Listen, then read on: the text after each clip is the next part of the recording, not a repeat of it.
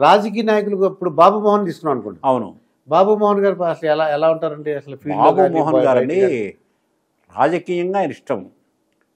కానీ నా అబ్జర్వేషన్లో శ్రీకాకుళం విజయనగరం జిల్లాలో గురుదేవ చారిటబుల్ ట్రస్ట్ అని ఉండండి. అందులో నన్ను చాలాసార్లు పిలిచారు, 60 సార్లు పిలిచారు. కొన్నిసార్లు విఐపీలను కూడా తీసుకెళ్ళా. ఒకసారి బాబు మోహన్ గారిని కూడా రమ్మని పిలిచాను. ఆయన నా వెంట వచ్చారు. ఒక్క రూపాయి కూడా తీసుకోలేదు. సినిమా ఎవరు తీసుకోలేదు. తనికెళ్ళ భరణి గారు వచ్చారు, ఆ సినిమా వాళ్ళు అందరూ వచ్చారు, చాలామంది వచ్చారు, రాజకీయ నాయకులు అందరూ వచ్చారు, ఎవరు తీసుకోలేదు. బాబు మోహన్ గారు కూడా తీసుకోలేదు. కానీ ఆ బయలుదేరి రోజు, ఆ ప్రోగ్రాం రోజు ఆయనకు బ్రహ్మాండమైన జ్వరం అండి. బాబు మోహన్ గారికి బ్రహ్మాండమైన జ్వరం వచ్చింది, హై ఫీవర్ వచ్చింది. కానీ ఆ రోజు ఆ టైంలో మరి ఎవరైనా ఏమొస్తుంది, ఒక్క రూపాయి కూడా లేదు. ఆయన కొత్తగా వచ్చే పాపులారిటీ కూడా ఏమీ లేదు. నేనేం పెద్ద విఐపిని కాదు. కానీ నాకు ఇచ్చిన మాట ప్రకారం నా వెంట విశాఖపట్నం వచ్చాడు. విశాఖపట్నం నుంచి మేము విజయనగరం జిల్లాకి వెళ్ళాము. మళ్ళీ నైట్ బయలుదేరి వచ్చేసాం. అలా ఆ మానవీయ కోణం కూడా ఉంది ఆయన బాగా, నేను గమనించింది. మామూలుగా జ్వరంలో నేనైతే వాళ్ళను ఆయన వెళ్ళిచ్చాడు. అంటే ఇదివరకు షూటింగ్ అప్పుడు ఏం చేసేవారంటే అండి, షూటింగ్ గ్యాప్లో అందరు కలిపి కూర్చోరు. ఇప్పుడు అలా కాదండి, ఎవరి కార్లు వాళ్ళకి వాళ్ళకి ఇచ్చేస్తారు. దాంట్లో వెళ్ళిపోయే రూమ్లో కానీ క్యారవాన్ అంటారండి, దాంట్లోకి వెళ్ళి కూర్చోండి. ఎవరి బీఆర్ఎస్ గుర్తు వాళ్ళదే. బీఆర్ఎస్ గుర్తు కారు కదా, ఎవరి గుర్తు వాళ్ళది. అంతే, కారును బట్టి గుర్తుపట్టాల్సింది. ఓకే అండి, చెప్పండి. ఎన్టీ రామారావు గారు ఒక చీఫ్ మినిస్టర్గా వర్క్ చేశారు కదా. అవును. అప్పుడు ఏంటంటే మీరేమో అప్పుడు ప్రెస్లో ఉన్నట్టున్నారు. అవును, ఉన్నాను. ఎన్టీ రామారావు ముఖ్యమంత్రి కావడం కూడా నాకు తెలుసు. ఆ పోరాటాన్ని కూడా నేను ఈనాడులో కవర్ చేశాను. అప్పుడు ఎన్టీ రామారావు ముఖ్యమంత్రి కావడం, తర్వాత అప్పుడు ఇన్ఛార్జిని ఈనాడుకు నేను. అప్పుడు ఆయన ప్రజాస్వామ్య పునరుద్ధరణ ఉద్యమం, ఆయన రోడ్డు మీద స్నానాలు చేయడము, గడ్డం చేసుకోవడము, అవన్నీ పేపర్లో వచ్చేవి ఈనాడులో. అవునండి, అవి వేసిన వాడిని నేనే. మీరే? నేను ఇన్ఛార్జినప్పుడు. అది ఏంటి అసలు ఎందుకు అలా చేశారంటారు అలాగా రోడ్డు మీద? అంటే ఇప్పుడు అది ఎవరైనా రాజకీయాల్లోకి దిగుతారు అధికారం కోసం. అధికారం అంటే ఓట్లు రావాలి. మరి ఎన్టీ రామారావు స్నానం చేసే రోడ్ల మీద గడ్డం చేసుకునే విషయం ఇన్నాళ్ళకు కూడా అనుకుంటున్నాం కదా. ఇది జరిగి 40 ఏళ్ళు అయింది. అవును, కరెక్ట్, 40 ఏళ్ళు. ఆ గ్లామర్ను ఉపయోగించుకుంటారు అంతే. అంటే 83వ సంవత్సరం జరిగింది. అప్పుడే నేను ఇన్ఛార్జ్ అయింది. ఈనాడు ఇన్ఛార్జ్ అయింది కూడా అప్పుడే.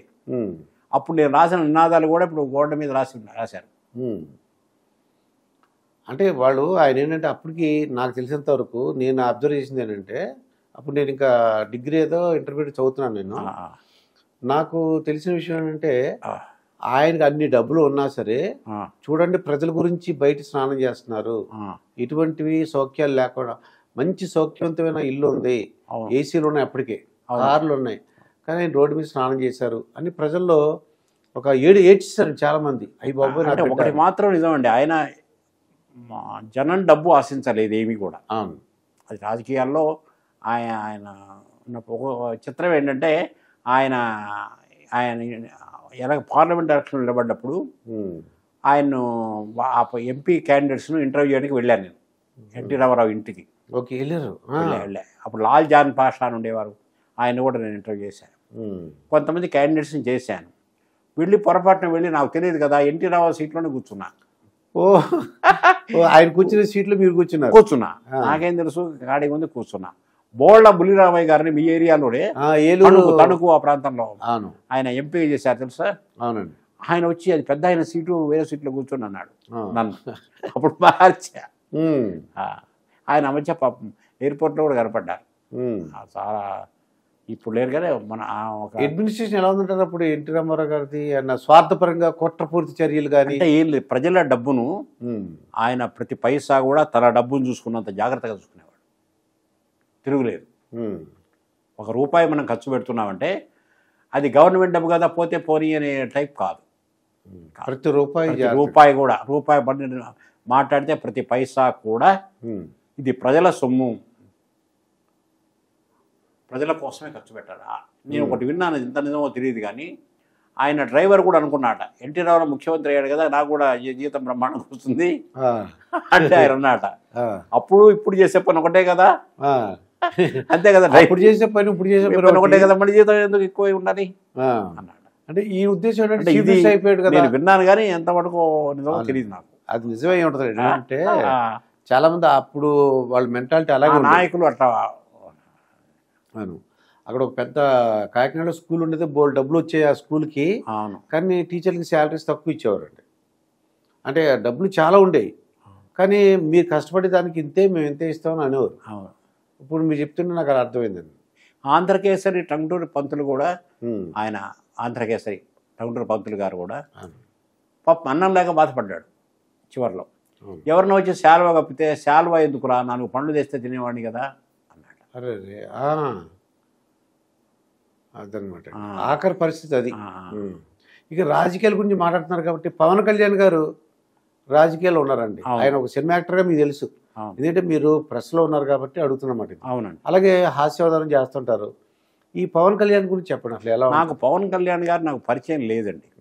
నేను చిరంజీవి గారు పరిచయమే. చిరంజీవి గారు పరిచయం అండి. చిరంజీవి సన్మానం చేశారు. ఆయనకు నేను గుర్తుండకపోవచ్చు, కానీ నాకు ఆయన మామగారు అయిన అల్లు రామలింగయ్య గారు closest person. Closest Allu Ramalingaiah. Okay. ఆయన అడిగాను, చిరంజీవి గారికి కట్నం ఎంత ఇచ్చారని అడిగా. ₹1 కూడా ఇవ్వలేదన్నాడు. ₹1 కూడా ఇవ్వలేదట. తర్వాత ఒకసారి అల్లు రామలింగయ్య గారిని ఇంటర్వ్యూ చేయడానికి వెళ్తే అప్పుడే చిరంజీవి గారు ఫోన్ చేశారు, నేను అత్తయ్య గారు నేను వస్తున్నాను, మీరు పులిహోర చేయండి అని. పులిహోర పంపిస్తారు చెప్పాడు అల్లురామన్ గారు. అత్తగారు చాలా కష్టపడిపోతున్నది, అల్లుడు గారు ఫోన్ చేశాడు చిరంజీవి, పులిహోర. మరి చిరంజీవి గారు తలుచుకుంటే స్టార్ హోటల్లో వాళ్ళు బండ్ల కొద్దీ పంపిస్తారు కదా పులిహోర. అవును. ఆయనకు ఆ కుటుంబ బాధ్యతలు అపేక్షలు ఉన్నాయి చిరంజీవి గారికి. అంటే వాళ్ళ అత్తగారు చేసిన పులిహోర అత్యంత అద్భుతంగా ఉంటుందని నేను అనుకుంటున్నాను. ఏమో అదే టేస్ట్. తర్వాత అల్లు రామలింగయ్య గారిని అడిగాను, నాకు చాలా క్లోజ్ ఆయన. ఎందుకంటే ఆ తమిళనాడు మద్రాసులో చెన్నైలో హాస్యావధానం చేయడానికి వెళ్ళా. నేను వెళ్ళగానే ఫోన్ వచ్చింది ఆంధ్ర క్లబ్లో. నేను అల్లు రామలింగయ్యనండి, నేను మళ్ళీ కలుసుకోవడానికి రావచ్చా అన్నాడు. నేను అల్లు రామలింగయ్య అభిమాని, నాకు హీరో ఇష్టం లేదు, కానీ అల్లు రామలింగయ్య లాంటి గుమాస్తా క్యారెక్టర్స్ అవన్నీ వేసేవాడు నేను. ఓకే. అందువల్ల ఆయన అనేప్పుడు మిత్రపై 5 నిమిషాల్లో వచ్చాడు నా దగ్గరికి. అంటే కింద రిసెప్షన్ నుంచి ఫోన్ చేశాడు. ఆయన చాలా చిత్రమైన మనిషి అల్లు రామలింగయ్య గారు. ఆయన ఏం చెప్పినా కూడా చాలా చిత్రంగా ఉంటుంది. డ్రైవర్ డ్రైవింగ్ చేస్తుంటే ఆయన భయపడేవాడు. ఒరే చంపేస్తావురా, వాడిని కొట్టేస్తావురా ఇట్ అనేవాడు. ఆ చెట్టును కొట్టేస్తావురా ఇట్లా అంటుంటే నేను అనుకునేవాడిని.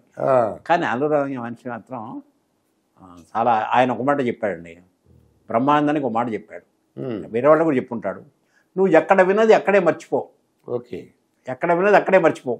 ఈ దుర్గాప్రసాద్ గారు ఎట్లా అన్నారని ఇంకోటికి, వాడు ఎట్లా అన్నాడు దుర్గాప్రసాద్ అట్లా చెప్పొద్దు.